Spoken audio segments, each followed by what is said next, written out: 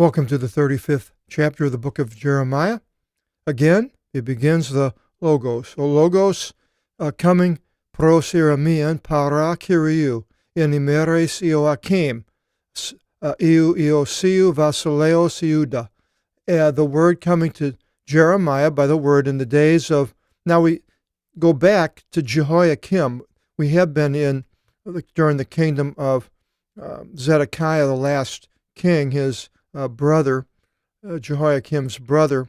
They're sons of Josiah. Also, Jehoiahaz was another king. And Jehoiahaz succeeded Josiah, but Pharaoh Necho came and deposed him and set up his brother Jehoiakim here, who was called Eliakim, renamed him Jehoiakim. And then Necho went up north to fight Nebuchadnezzar at the Battle of Carchemish, and he was defeated, and he went back down, and Nebuchadnezzar then ended up coming down and came to go after Necho, and he went and took Jerusalem. Now, so this would be probably sometime right before Nebuchadnezzar had come down. I'm guessing we'll go through it and see a little bit more detail. But so Jehoiakim, we'll find out more about him and other places in the book of Jeremiah, and I believe Ezekiel. And the instructions then continues with the Lord saying to Jeremiah, "Proceed unto the family of the Rechavim." Rechabites is the King James name that's been given to these people, and call them. And you shall bring them into the house of the Lord, into one of the courtyards, and give them wine to drink. Now are these Rechabites Jews? I'm not sure, but I would say if they brought them into the house of the Lord, they would almost have to be, because later when they brought Gentiles, they weren't to bring Gentiles into the house of the Lord, in the courtyards. And Paul, they thought Paul had done that, and they had a riot over that. So, but I'm not sure on that. It sounds like it doesn't sound like they were Jews from what we read about them. But anyway, the Lord has Jeremiah to call these people and to give them wine. And he led Jeremiah, Eazonian, Eon Iramiu, Iu Havasin, and his brothers. That's Jazaniah, son of Jeremiah, the son of Jeremiah, son of Habaziniah, and his brothers and his sons. And it sounds like the name is Jewish with Jeremiah, and all the family of the Rechavim, of the Rechabites. And I brought them into the house of the Lord, into the chamber of the sons of Ananiu, Hanan, Iu Godoliu, son of Igdaliah, and the King James names that are given, a man of God, which is near the house of the rulers. So they went into this chamber, and which is, so I brought them into the house of the Lord, into the chamber of the sons of Hanan.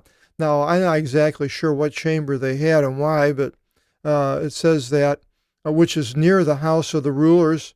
Well, the house of the rulers is it close to the temple? I suppose that's what he's saying. Above the house of Maaseiah, the son of Shallum, the one guarding the way. And I set in front of them a clay vessel of wine and cups. And I said, "Well, drink wine." And they said, "Well, no way should we drink wine. For Ionadab, son of Rechab, our father, gave charge to us, saying, In no way shall you drink wine, you and your sons, unto the Eon."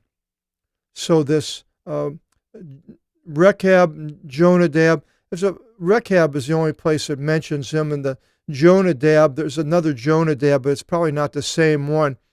there's a lot of supposition, because when we get through this chapter, you'll see why, but on these Rechabites and who they are, you can go in and all places on the internet and look up the Rechabites and find out all kinds of suppositions on who they are and if they were still around after this and so forth, because it says, well, you shall not drink wine, you and your sons, into the Aeonos, into the Aeon.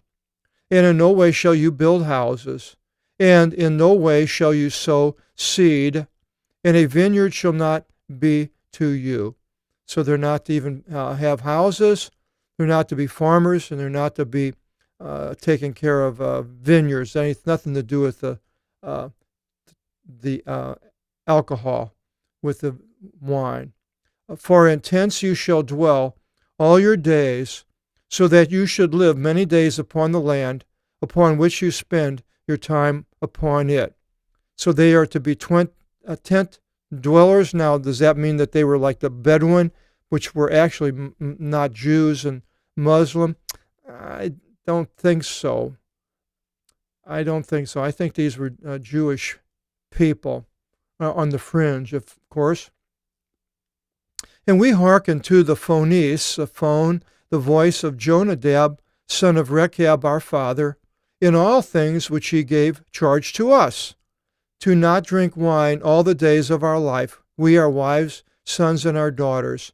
Now, here is the key, hearkening all things which he gave charge to us. And that's really the key of this chapter of hearkening, and we'll see how that applies to others. But here it was the not to drink wine. Well, with God, God gives us charge to not do things with Jesus, but drinking wine is not one of them, because Jesus tells us when we do drink the wine to remember him and the crucifixion and the resurrection as a memorial service. So the Christian can drink wine. We're not the Rechabites as such.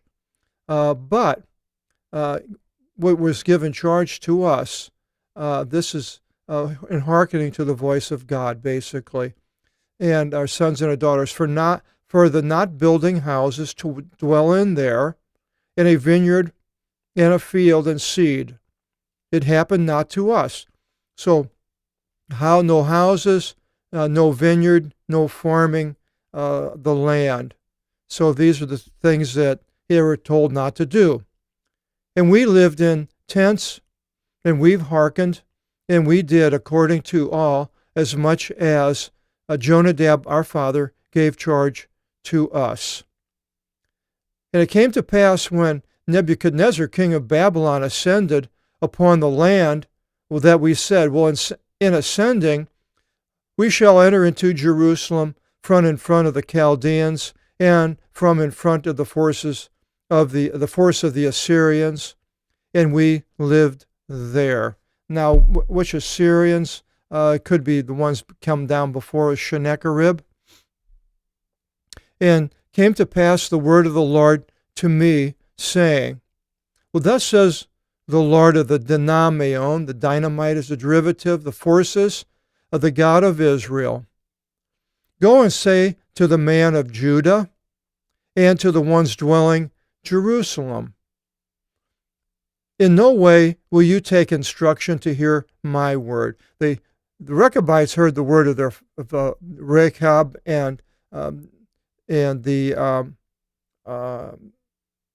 Jonadab, but these people are not, the men of Judah and Israel are not. Now, does that mean that they're not of Judah and of Israel? It's a possibility. I'm not sure. In no way will you take instruction to hear my word, says the Lord. And then the word established the word. The sons of Jonadab, son of Rechab, established the word, given charge to his children to not drink wine, and they drank not wine and drank not unto this day, for they hearkened to the command of their father. And I spoke to you early, and I spoke, and you hearkened not. And I sent to you my servants the prophets, rising early in the morning and sending, saying, let each turn from his evil way and do better in your practices. And in the with the exclamation in the imperative, turn from your. It made it so that they would know, turn from your ways and do better. You're doing terrible. And early, they were always warned by the prophets, the judges, and so forth, but they always, for some reason, didn't always do what God had. Now, Christians today have fallen to the same thing. A lot of Christians call themselves Christians, but they don't do the things that Christ would have people to do. And I was talking to a friend of mine just earlier about the Rechabites, and he's a Jewish Christian, and I was telling him how it was important to know what Christ would have us to do and not to do, and how when I first became born from above, got a 3-ring binder, and I made 2 columns, and the column on the left are things that to do, and the ones on the right are things not to do. And I went through just the 4 books of the gospel, and I would write down on the line starting at the very beginning in Matthew, when it says to do something, I'd write it down. If I came across that same thing to do or not to do, I would put a check mark next to it. It would be repetitive. When I got done with the 4 chapters, then I could go through and look at all the things to do and not to do, and you would know what you should and you shouldn't do. And then if there was a lot of check marks with a certain one, then I would assume that that was more important than other ones. Not that the other ones aren't important, but some things are more important than others. But so this is what is important in this whole thing, is to go find out what God wants and to do it. But the Jews didn't, and I don't know if they're even doing it today. It says, and you lean not your ears, and you hearken not. But the sons of Jonadab, son of Rechab, established the commandment of their father, which he gave charge to them. But this people heard me not. Again, over and over and over again, the condemnation of the Jewish people. In Isaiah, now in Jeremiah, we're getting closer to the end, and then Ezekiel. All of these, the condemnation of these people. And I look in today, and right now, as I'm talking, in Syria, there's a civil war going on, and apparently the ruler of Assad of Assyria sent chemical weapons on some of the people, and many countries came against him. And Assyria is backed by Russia and Iran, and the United States has now said that they are going to target Assyria and send missiles in there, and Russia said, well, if you do that, we're going to send missiles against your missiles, and President Trump said, well, see if you can stop them. Well, we have the best, more or less, is what he was saying. I'm not quoting it all, but this is what's going to happen. And now Israel is finding itself in the midst. Before, it had sort of made friends with Russia. They made an agreement that anything that Iran did in Syria,